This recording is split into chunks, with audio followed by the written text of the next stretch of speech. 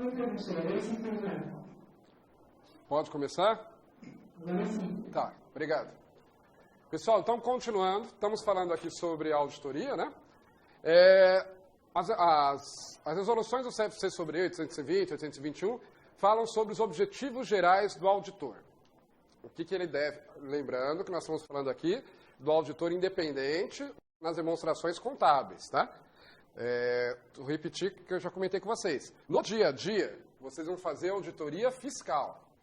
No dia a dia, vocês não têm que emitir relatório nenhum se as demonstrações contábeis estão de acordo, né, com a realidade. No dia a dia, você vai lançar o tributo que não foi pago, só isso. Mas, na prova, o que cai é auditoria de demonstrações contábeis, tá? Que é isso que nós estamos vendo aqui, que tem por objetivo esse relatório que vai acompanhar as demonstrações contábeis. Bom, objetivos gerais do auditor. São dois. Diga.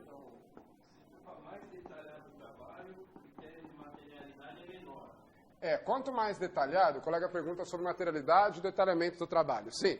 O que é o critério de materialidade? É o valor a partir do qual eu vou considerar que é relevante. Ok?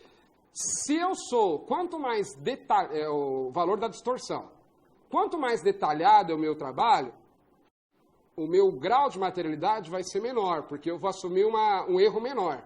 O risco de auditoria também é menor. Sim, também será menor o risco de auditoria. Quanto menos tempo eu tiver para fazer o trabalho, eu vou ter que assumir um risco de auditoria maior, e a minha materialidade, o grau dela será maior. Então, ao invés de assumir um risco de 0,5%, uma diferença de 0,5%, vou assumir uma diferença de 5%, por exemplo. Tá? Então, quando a gente fala de materialidade, quanto menor a materialidade, mais detalhado é o trabalho. Quanto maior é a materialidade, por quê? A materialidade é aquele valor a partir do qual, aquele percentual a partir do qual eu vou considerar que é relevante. Como eu tenho pouco tempo para ver, eu vou considerar que é relevante só os maiores valores. Se eu tenho mais tempo, eu vou considerar os menores, as distorções, ok? Então, pessoal, objetivos gerais do auditor. São dois, vamos ler o que diz a resolução, depois a gente coloca aqui no quadro. Ao conduzir a auditoria de demonstrações contábeis, os objetivos gerais do auditor são: A. Obter segurança razoável de que as demonstrações contábeis como um todo estão livres de distorção relevante, independentemente de ser causadas por fraude ou erro, possibilitando assim que o auditor expresse sua opinião sobre se as demonstrações contábeis forem elaboradas em todos os aspectos relevantes, em conformidade com a estrutura do relatório financeiro aplicável. E B. Apresentar o relatório sobre as demonstrações contábeis e comunicar-se conforme exigido pelas NBCs, em conformidade com as constatações do auditor. Então vamos lá, são dois. Primeiro, obter justamente aquela segurança razoável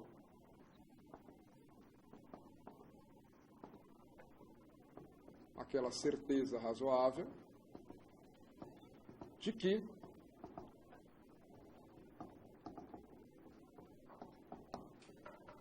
as demonstrações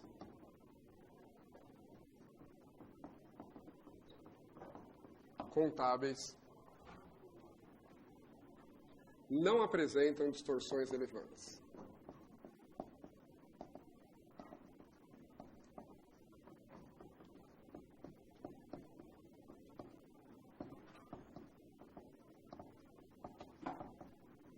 Não apresentam distorções relevantes. Obter segurança razoável de que as demonstrações contábeis não apresentam distorções relevantes. E aí ele vai fazer como isso? Através dos procedimentos de auditoria. Daqui a pouco nós vamos entrar em procedimentos de auditoria, checando, conferindo, para verificar se realmente aquelas demonstrações contábeis são confiáveis ou não, né? Pelo menos até um certo grau aí de segurança. E aí, pessoal, algo importante. O auditor, ele parte do princípio, isso sem abrir mão do ceticismo, nós vamos falar do ceticismo profissional mais à frente, mas o auditor, ele parte do princípio de que as demonstrações contábeis correspondem à realidade. Por isso que ele só precisa provar, demonstrar, quando não correspondem. Tá? Então, se o auditor... claro que ele tem que fazer os procedimentos de auditoria, ele tem que verificar. Mas ele só vai precisar apresentar provas se ele disser que as demonstrações contábeis não correspondem à realidade. Se tiver ok, ele vai fazer um relatório simplesmente dizendo, olha, É a chamada opinião sem modificação, inclusive. Por que chama sem modificação? Porque ele parte do princípio de que as demonstrações contábeis estão ok, e no final do trabalho ele conclui que estão ok. Então ele vai simplesmente fazer um relatório dizendo isso. Você não precisa apresentar mais nenhum outro documento. Tá? Agora, se ele detectar alguma distorção relevante, aí sim, aí ele tem que trazer a demonstração, a prova de onde a demonstração, de como ele chegou àquela conclusão. Então ele parte do princípio, ele parte da opinião de que as demonstrações contábeis não apresentam distorções relevantes. E ao longo do trabalho dele, ele vai confirmar se realmente isso é verdade ou não. Então, além de obter essa segurança razoável, ele vai apresentar o relatório de auditoria. Relatório de auditoria com a sua opinião. Mais à frente nós vamos falar um pouco mais em detalhes sobre esse relatório de auditoria. Então, o objetivo dele é obter essa segurança razoável e apresentar esse relatório de auditoria. Lembrando que essa segurança razoável sempre tem que estar pautada em evidências, que ele deve deixar devidamente registradas nos seus papéis de trabalho. E, ao final, ele vai apresentar o relatório. Esse relatório de auditoria, inclusive, existe um modelo que é estabelecido pelo CFC, tanto quando ele diz que está tudo ok, quando ele não diz, quando ele diz que tem algum problema, existem modelos aí que ele deve seguir, como forma de padronizar esse trabalho. Bom, falar um pouquinho sobre o risco de auditoria, que eu já conceituei com vocês aí risco de auditoria, mas aí eu quero falar com vocês como é que ele é composto. Então tá lá. Risco de auditoria. Já vimos o conceito. Vimos que risco de auditoria é o risco que o auditor expresse uma opinião inadequada quando as demonstrações contiverem distorção relevante. Risco que o auditor apresente uma opinião inadequada quando as demonstrações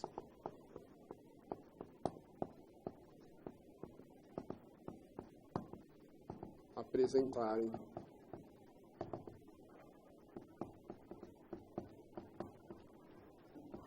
distorção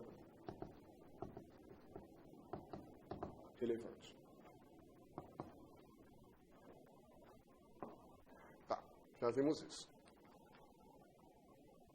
O risco de auditoria, ele é composto por 3 riscos diferentes. O risco inerente, o risco de controle e o risco de detecção. É composto por... A gente costuma dizer que é a soma de 3 riscos. Os 3 riscos. Inerente, de controle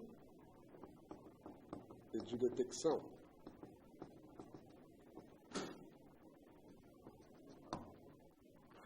Vou colocar a formulinha aqui. O risco de auditoria, ele é igual ao risco, já vamos ver o que é isso, inerente, mais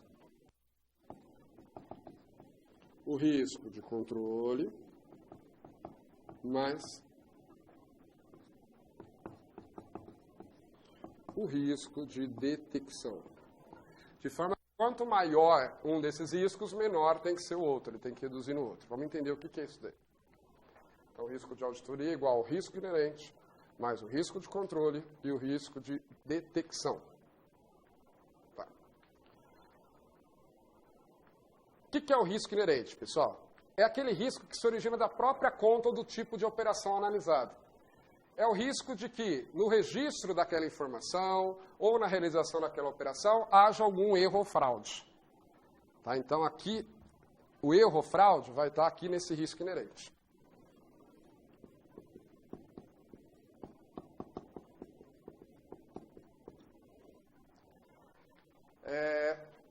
exemplo, se você tem funcionários pouco treinados, o risco inerente vai ser maior ou menor? O que vocês acham? Maior, né? A chance de você ter ali um erro, por exemplo, é maior. Se você tem uma operação muito complexa, o risco inerente vai ser maior ou menor? Maior, né? Se você não tem normas claras sobre como deve ser feito, o risco inerente vai ser maior ou menor? Maior. Então, esse risco inerente está ligado à própria operação em si, ao risco de que aconteça algum erro ou fraude. Pronto. É o risco de que seja registrado alguma coisa errada, seja intencionalmente ou não. Pronto. Ou, por exemplo, né, quando você tem aquelas... Existem algumas contas que são mais sujeitas a fraudes, por exemplo. Então, o risco inerente ali é maior. E por aí vai. Risco de controle. O risco de controle é aquele que consiste na incapacidade do sistema de controle interno de evitar ou detectar oportunamente um erro importante. Então, lembra que tem o controle interno? Que o controle interno vai, né, analisar, ele vai acompanhar todos os dias as atividades da entidade e ele deve procurar detectar erros ou fraudes. Tá? Claro que assim como acontece no caso do auditor externo, o auditor interno ele também não vai ter certeza absoluta de que não há erro ou fraude. Ele também vai ter um risco de que ele não consiga detectar. Esse é o risco do controle. É o risco de que o controle interno não detecte eventuais distorções que forem ocorrer. Vai. Nós vamos ver que ele vai trabalhar com... Exatamente, com esses três, tá? Então, esse risco de controle está ligado à possibilidade de não detecção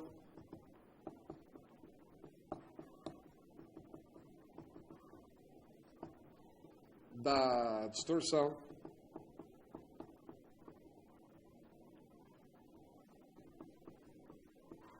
pelo controle interno.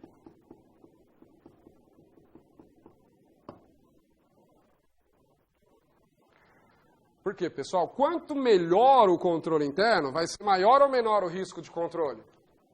Quanto melhor o controle interno, vai ser maior, menor. E aí o risco total da auditoria também vai ser menor, tá?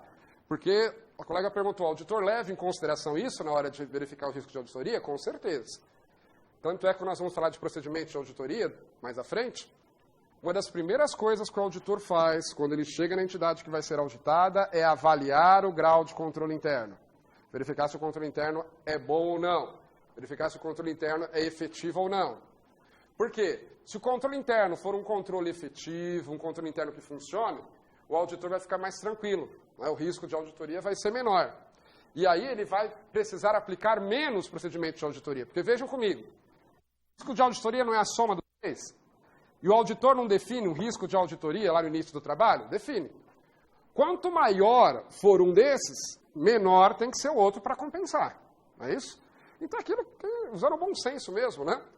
Se é uma empresa organizada, se é uma empresa que trabalha corretamente, que o auditor percebe que há segregação de funções, um controle interno que funcione, ele vai ter um trabalho menor, não é isso? Ele vai aplicar os procedimentos de auditoria, mas sem se preocupar em tratar tanto em detalhes quanto ele teria que se preocupar se verificar que a empresa é uma bagunça. Se ele verifica que a empresa é uma bagunça, ele fala, vou precisar de mais tempo, vou precisar analisar melhor. Então, a mesma coisa aqui na questão da auditoria. Né? Se o risco de controle é baixo, o auditor pode ficar mais tranquilo em relação ao risco de detecção, que nós vamos ver o que é. Se o risco de controle é alto, aí ele tem que reduzir o risco de controle. Tá? Se o risco de controle é baixo, o risco de auditoria também é menor. Veja, ele vai ter que compensar uma coisa com outra. Não, o risco de auditoria é a soma dos três. Se o risco de controle for baixo, o risco de auditoria também tende a ser baixo, mas eu tenho que verificar os outros dois. Ok? O que o auditor vai fazer? Ele define o risco de auditoria dele já. Isso aqui é fixo para ele. Então ele vai ter que compensar se é uma operação, se os funcionários são pouco treinados. Então a chance de erro é grande. Se o controle interno não está legal, ele vai ter que trabalhar com esse risco de detecção no mínimo possível, para poder compensar. Se o risco inerente é baixo, não, os funcionários são bem treinados, são operações simples, você tem normas que dizem exatamente como tem que ser feito. Então a chance de erro ou fraude é pequena, e tem um controle interno que funciona, aí ele pode ficar mais tranquilo em relação a ter um trabalho, digamos, menos aprofundado. Tá? Por quê? Como é a soma dos três, quanto maior um, menor tem que ser os outros. Sim, mas e o risco de controle, quanto menor, com relação ao risco inerente? Eles são independentes, eles são absolutamente independentes, tá? Porque o risco inerente é o erro da operação em si, e não a questão do controle interno sobre ele. É a operação em si mesmo, tá certo? E aí nós temos, pessoal, o risco de detecção, que é aquele em que o auditor vai trabalhar, esse aqui que ele tem condições de trabalhar, ok? Porque, veja, o auditor ele não trabalha no risco inerente, porque é da própria operação ou características da empresa. O risco de controle, também o auditor independente, ele não tem. Ele pode até sugerir para a administração, olha, o controle interno de vocês está muito ruim, né? Vocês precisam melhorar isso, tá? Porcaria, ok. Mas, exatamente. O que ele mexe mesmo é aqui, ó. É aqui que ele tem condições de mexer. O que é o risco de detecção? É o risco de que distorções relevantes não sejam detectadas pelo auditor independente. O risco de detecção está para o auditor independente, assim como o risco de controle está para o auditor interno. Tá? Só que aqui eu estou olhando no controle interno, aqui eu estou olhando no controle externo. Então, o risco de detecção é a possibilidade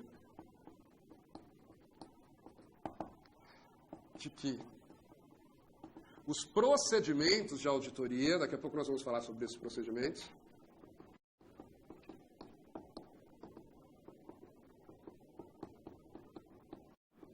não detectem eventuais distorções relevantes.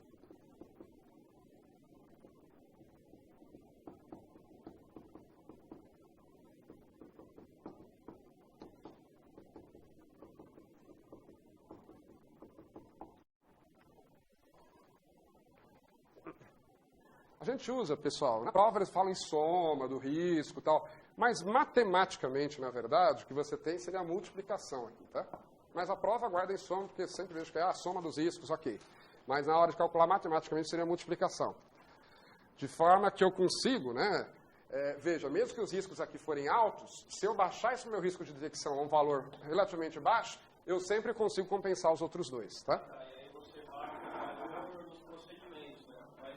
Isso, exatamente. De forma, pessoal, que eu nunca vou conseguir isso, né? Mas se eu tivesse um risco de detecção igual a zero, o meu risco de auditoria seria zero. Né? Porque eu conseguiria, mesmo que houvesse um risco no procedimento, o controle interno não pegou, eu pego no controle externo. Se o meu risco de controle interno fosse zero, também o risco de auditoria seria zero. Tudo o controle interno pega, que está errado, né?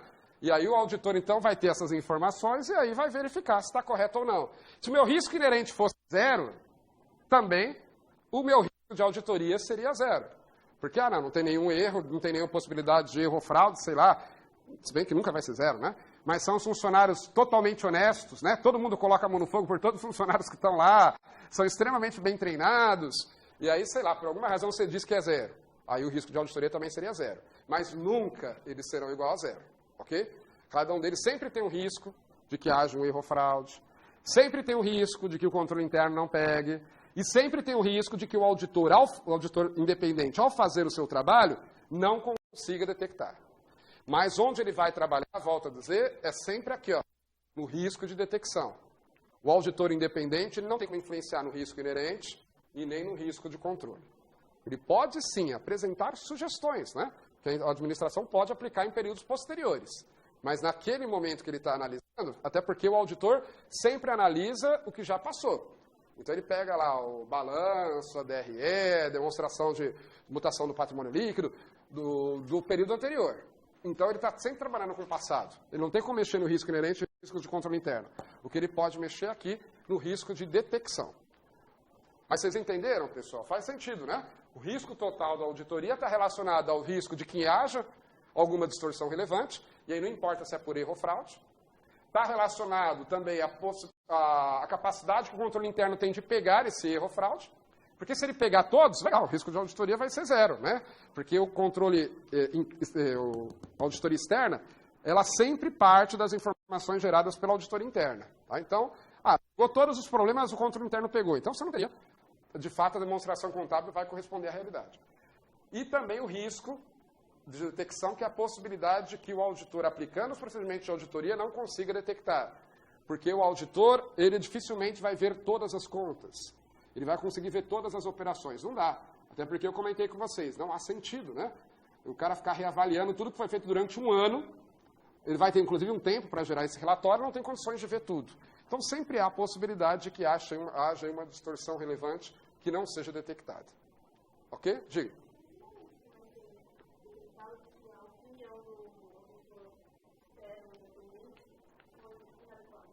Tá, a colega pergunta, quando que vai verificar que a opinião do auditor externo foi inadequada?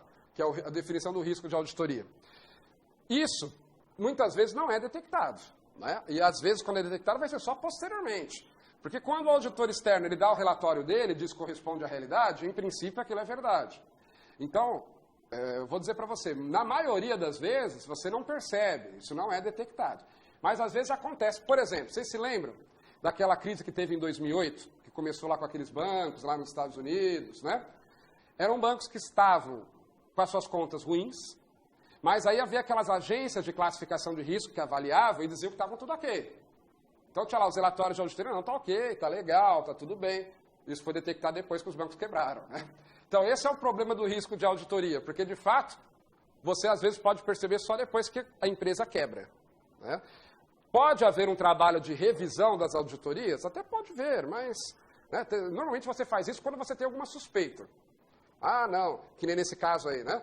Até hoje, né, tem suspeita que essas agências de classificação de risco estariam recebendo dinheiro dos bancos para dizer que está tudo ok, ou pode ter sido mesmo uma ineficiência, vai saber. Sim. Sim, é verdade. É porque outra coisa que você tem que diferenciar, pessoal. Melhoras é diferente da demonstração contábil. Pode estar horrível o controle interno, pode ser um lixo a empresa, mas a demonstração contábil corresponder à realidade? Pode. E o que vai interessar para o auditor é a demonstração, tá? Mas o fato é que o risco de auditoria, o fato da opinião ser inadequada ou não, às vezes você não detecta isso, e esse que é o problema. Muitas vezes você vai perceber só quando as consequências já ocorreram. Ok, pessoal? Então, sobre a questão aqui do risco de auditoria, que é a soma dos três. Soma, mas na prática, na verdade, matematicamente, você calcula multiplicando os três riscos. Risco inerente, risco de controle e risco de detecção. Ok? Continuando. Bom, demonstrações contábeis, até já disse para vocês, mas está lá, o que a resolução diz sobre isso.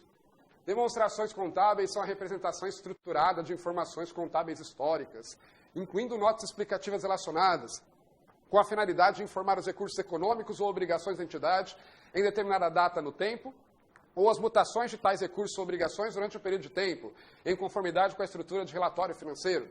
As notas explicativas relacionadas geralmente compreendem um resumo das políticas contábeis significativas e outras informações.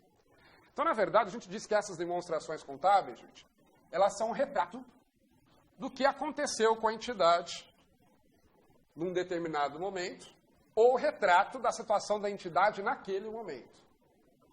Então, e cada um deles tem um padrão, tem o que se chama de um relatório, uma estrutura de relatório financeiro. Então, vamos pegar só dois exemplos, que são as duas principais demonstrações. Nós temos outros, mas tem o balanço patrimonial. O balanço patrimonial, ele tem lá a sua estrutura. Você tem lá contas do ativo, do passivo e do patrimônio líquido. Né? Às vezes não necessariamente apresentadas assim, mas sucessivamente. E aí você tem lá cada uma dessas contas, o que elas representam. Então, essa estrutura do relatório financeiro aplicável. Tá? Veja, quando fala da estrutura, não é só se está tudo bonitinho, no lugar certo. Não é isso. Verificar se os valores que lá estão também correspondem à realidade. Né? Então tem lá, conta caixa nativa. 100 mil, ok? Está lá apresentada no lugar certo, logo no início, bacana. Agora, além disso, tem que verificar se esse valor corresponde ou não à realidade. Tá? Então, quando fala da estrutura em conformidade, usa muito esse termo, em conformidade com a estrutura de relatório financeiro, dá a impressão se a forma está correta, não é só isso. Mas se a forma e o conteúdo também estão corretos. Porque as duas coisas influenciam, sim. Não adianta eu apresentar na forma adequada se a informação não estiver correta, não é isso? E não adianta também eu apresentar a informação correta sem a forma adequada, porque eu posso estar escondendo a informação. Às vezes a informação está lá, mas ela está, como não foi apresentada na forma como o usuário espera, e aí ele acaba não tendo a informação. Que nem o cara, quando pega o balanço para analisar e saber a conta caixa, ele já sabe onde vai olhar. Ele sabe lá porque as normas que tratam sobre isso diz, está lá no ativo circulante, e aí no ativo circulante é por ordem de realização, de prazo de realização. Então a conta caixa é logo a primeira que aparece, por exemplo. Né? Se eu coloco essa informação escondida em algum outro local, às vezes ela está lá, mas a pessoa não tem acesso. Aquilo que eu falei para vocês. É o chamado ilusionismo, né? Que é o que o ilusionista faz. Ele não faz mágica, mas parece que ele faz mágica, né? Porque ele consegue, de uma certa forma, manipular a percepção das pessoas. E às vezes em contabilidade tem muito isso. A informação está lá, mas não foi apresentada da forma como deveria ser, e aí essa informação acaba passando desapercebida das pessoas. Esse é o balanço patrimonial. A DRE também tem uma estrutura, isso aqui a gente aprende em contabilidade, tá? Então, por exemplo, a DRE começa lá com a receita bruta. Às vezes vem o faturamento antes se tiver IPI, mas está lá, receita bruta. Aí depois você tem deduções da receita bruta. Aí você chega na receita líquida e por aí vai. Aí tem custo da mercadoria vendida. Aí você acha o lucro bruto. Até chegar lá no resultado do exercício mesmo. O resultado líquido.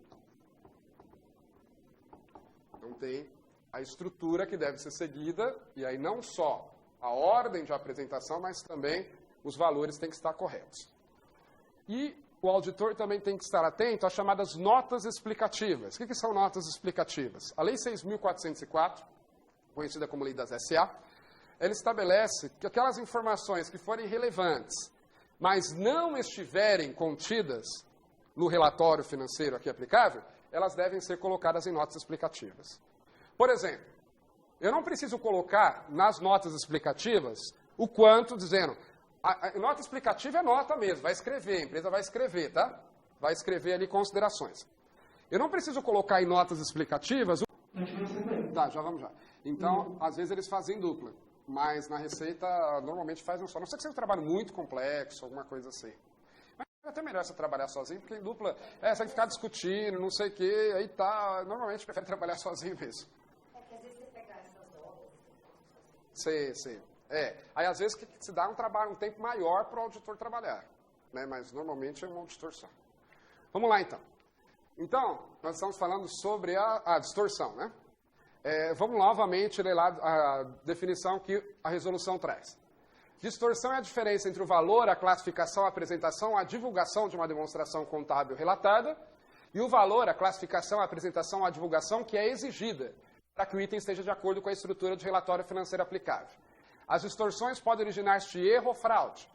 Quando o auditor expressa uma opinião sobre se as demonstrações contábeis foram apresentadas adequadamente, em todos os aspectos relevantes, as distorções também incluem ajustes de valor, classificação, apresentação ou divulgação, que no julgamento do auditor são necessários para que as demonstrações contábeis estejam apresentadas adequadamente em todos os aspectos relevantes. O que acontece, pessoal? O auditor ele detectou o erro ou fraude que gerou uma distorção relevante, ok? Se ele conseguir identificar exatamente qual foi o tamanho da distorção, nem sempre ele consegue. Mas quando ele consegue identificar exatamente qual foi o tamanho da distorção e onde ocorreu, ele vai colocar isso no seu relatório. E vai originar, nós vamos ver isso mais à frente, vai originar o que a gente chama de uma opinião com ressalva. Ou seja, ele vai dizer que as demonstrações contábeis estão ok, exceto em relação aos itens tais e tais, ele vai apresentar o que é correto. Tá? Agora, se ele não consegue circunscrever onde que a distorção está, às vezes ela afeta generalizadamente, de forma generalizada, as demonstrações, aí ele vai dizer que, vai dar o que a gente chama de uma opinião adversa. Vai dizer, olha, as demonstrações contábeis não estão ok, e aí vão ter que ser refeitas para que ele emita, depois analise novamente. Tá? Mas o fato é que sempre que ele puder identificar o tamanho da distorção, né, o qual exatamente foi essa distorção, ele vai fazê-lo. É que às vezes a empresa é tão bagunçada, por exemplo, o controle interno é tão ruim, que ele não consegue ter ideia de fato qual deveria ser o valor. Ele sabe que está errado, né? Ele detectou que está errado, mas o valor exato ele não conseguiu fazê-lo. E, em princípio, não cabe a ele, de fato, fazer. Ele só vai dizer se a demonstração contábil corresponde ou não à realidade. Mas, tanto quanto for possível, ele vai, sim, até quantificar qual o valor dessa distorção. Tá? Continuando. Outro conceito aí muito usado, do julgamento profissional. O que é um julgamento profissional? Ele é definido pela resolução como a aplicação do treinamento, conhecimento e experiência relevantes dentro do contexto fornecido pelas normas de auditoria, contábeis e éticas, na tomada de decisões informadas a respeito dos cursos de ação apropriados nas circunstâncias do trabalho de auditoria. O julgamento profissional precisa ser exercido ao longo de toda a auditoria. Ele também precisa ser adequadamente documentado. Nesse aspecto, exige-se que o auditor elabore documentação de auditoria suficiente para possibilitar que outro auditor experiente, sem nenhuma ligação prévia com a auditoria, entenda os julgamentos profissionais significativos exercidos para se atingir as conclusões sobre assuntos significativos surgidos durante a auditoria. O julgamento profissional não deve ser usado como justificativa para decisões que, de outra forma, não são sustentados pelos fatos e circunstâncias do trabalho, nem por evidência de auditoria apropriada e suficiente. Então, vamos resumir o que está dizendo aí. Esse julgamento profissional é justamente aquilo que o auditor vai fazer, a opinião que ele vai tomando, que ele vai formando, a respeito do que ele vai encontrando. E esse julgamento profissional, ele é composto por 3 elementos, segundo aí a resolução. Ele vai ser impactado, eu vou mudar um pouquinho a ordem ali, mas ele vai ser impactado pelo conhecimento que o auditor tem,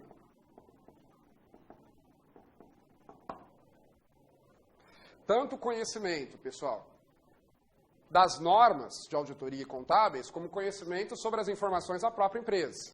Então, ele tem que ter um conhecimento sobre o que a lei diz, o que as resoluções, o CFC dizem, mas eles também têm que ter conhecimento, claro, sobre as informações que a empresa apresenta.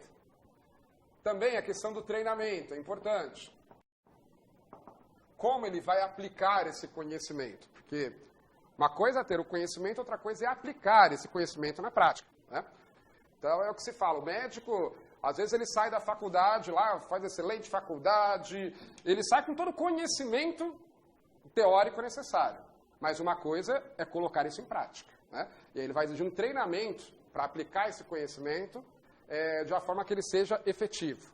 É importante que o auditor esteja adequadamente treinado. É importante que ele esteja... Esse treinamento também vai se dar através da experiência, que ele enumera ali à frente, mas também através de treinamentos teóricos. E o terceiro item é a experiência. A experiência do auditor é importante, porque vai fazer com que ele, por exemplo, possa se concentrar naqueles pontos que ele sabe que normalmente ocorrem problemas. É o que se chama muito, se usa o termo feeling, né? O feeling do auditor é importante. Às vezes o auditor chega num local e ele depara com as informações, ele percebe, aqui parece que tem alguma coisa errada. A gente usa esse termo feeling quando ele não consegue exatamente dizer o porquê. Não é bem uma intuição, né? Mas é mais ou menos isso. Ele não consegue saber exatamente porquê, mas ele percebe que tem alguma coisa errada ali. E é claro que ele não vai nunca fundamentar o seu parecer com base nisso, né? Eu acho, pela minha experiência ou pelo meu feeling, eu vi que tinha alguma coisa errada. Não. Mas aquilo serve como ponto de partida para ele investigar e verificar, obter evidência de auditoria suficiente e adequada. Então, quanto mais experiente o auditor, por exemplo, maior a chance dele detectar mais rapidamente erros ou fraudes, justamente devido a essa experiência que ele vai tendo, que vai se acumulando.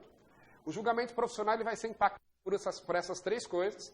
Ele vai ser utilizado o tempo todinho no trabalho de auditoria, de fato. Então, o auditor, por exemplo, ele vai se aprofundar mais ou menos em determinadas contas. Ele pode pedir informações ou não, dependendo do tempo que ele tem. Isso vai ser definido de acordo com o seu julgamento profissional. Né? Então, por exemplo, ele pega lá, ele tem informações de que a empresa é uma empresa que já teve problemas em auditorias anteriores. Então, em relação aqui ao conhecimento. Né? O conhecimento que ele tem disso. Isso vai fazer com que ele seja mais cuidadoso, mais cauteloso. Ele sabe que determinadas contas, por exemplo, estão mais sujeitas a erro, fraude. Então, isso também vai impactar o seu trabalho. O julgamento profissional ele vai impactar todas as etapas do trabalho. Todas as etapas do trabalho. E como eu disse para vocês, às vezes, principalmente na questão da experiência, é algo meio subjetivo. Não tem problema. O que tem problema é ele fundamentar o parecer só com base nisso. É que nem história, né? A polícia prende alguém que está praticando crime.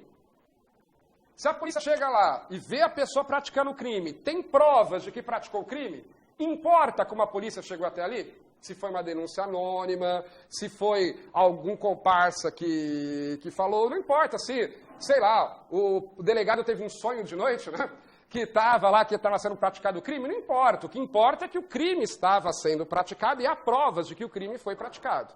Mesma coisa em relação ao trabalho de auditoria, né?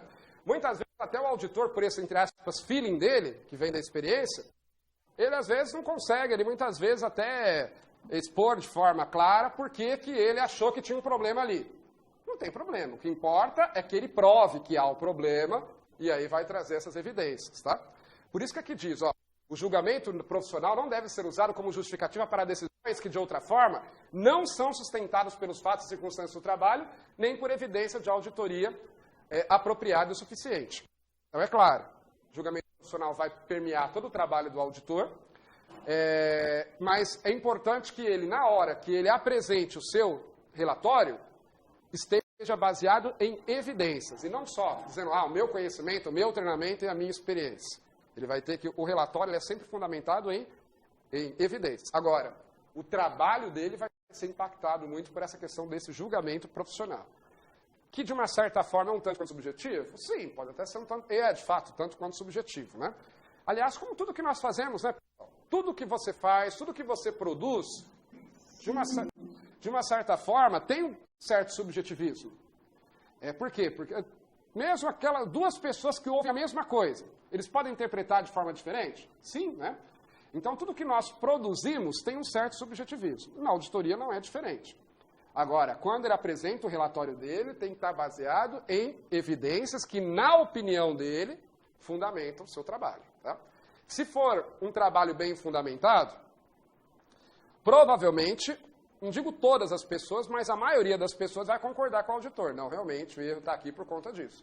Não dá para dizer todo mundo, né? Porque sempre tem alguém que pode ter uma opinião contrária.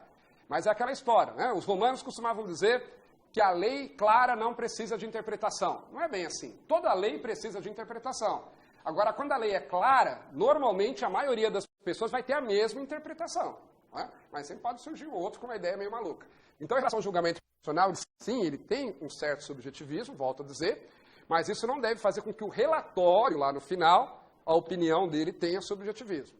Na verdade, a opinião do auditor deve estar baseada em evidências. Inclusive, pode acontecer, pessoal, do auditor ter certeza que tem alguma coisa errada. Sabe aquela certeza, não tem alguma coisa errada, mas não conseguir provar? Tem, não é? Que nem aqueles filmes lá, policiais. O policial sabe que o bandidaço praticou vários crimes e não consegue provar? Pode acontecer, não é? E aí não dá para ser preso por conta disso. Vocês conhecem a história do Al Capone, não conhecem? Vocês conhecem a história do Al Capone? Aquele mafioso que ficou muito rico na década de 30, lá em Chicago, com contrabando de drogas. Na época, durante um período foi proibido, né, o comércio de bebidas alcoólicas, e ele ganhou dinheiro com contrabando. E ele, como todo mafioso, gangster lá, né, praticava os mais diversos crimes. Desde roubos, furtos, até assassinatos, mas não conseguiam provar nada contra ele. Até porque ele coagia testemunhas, comprava juízes, né? Então ele nunca conseguiu condená-lo. Aí condenaram ele porque ele não pagava imposto de renda daquele valor ilegal que ele recebia, né? Porque o imposto de renda você tem que pagar até sobre os rendimentos ilegais. Então, às vezes é isso. A polícia sabia que ele fazia um monte de coisa errada, mas não conseguia provar. Às vezes o auditor também, pelo seu julgamento profissional, ele percebe que tem alguma coisa errada e às vezes ele nem consegue objetivamente dizer o porquê. No relatório dele não vai adiantar nada. Isso pode servir para indicar o caminho. Mas lá no final tem que estar fundamentado em evidências. Ok, pessoal? Vamos parando por aqui, que o nosso tempo já foi. Depois nós continuaremos.